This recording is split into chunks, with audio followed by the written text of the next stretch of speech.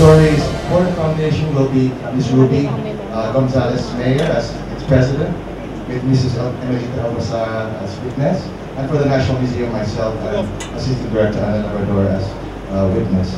May we ask, may the indulgence of the Vice President, Governor Singson, Vice Governor Savellano, and Mr. Eddie Quirino, Ms. Cory Quirino, to witness the signing by standing here in the shade and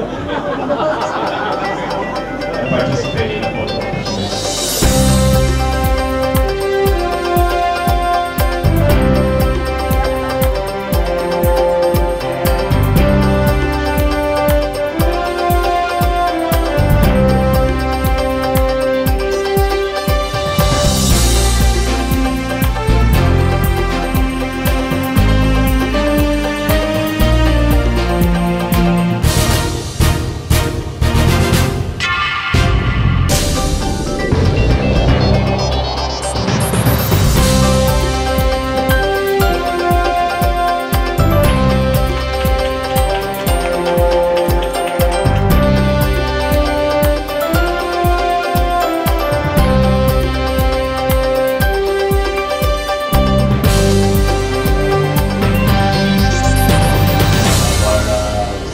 Yes, BB9, Vice Club TV, from Ronald, Congressman Will Gatchalian, our board members, Quirino, and katagaming apo, na inspirasyon ko, Sir Selby, na ibang oras.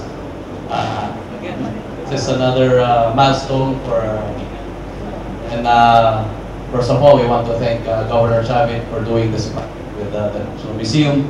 Dinonate po nila yung old provincial jail, and it became another pretty building and another tourist spot.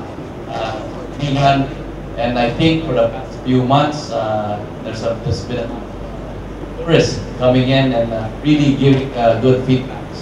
And of course, dito po sila showcase yung memorabilia ng ating presidente, si Elpidio Quirino. Again, thank you to the Quirino family for always supporting. And with the provincial government, we are always here behind you and always supporting the family. Again, Director Jerry Barnes and everyone, thank you so much.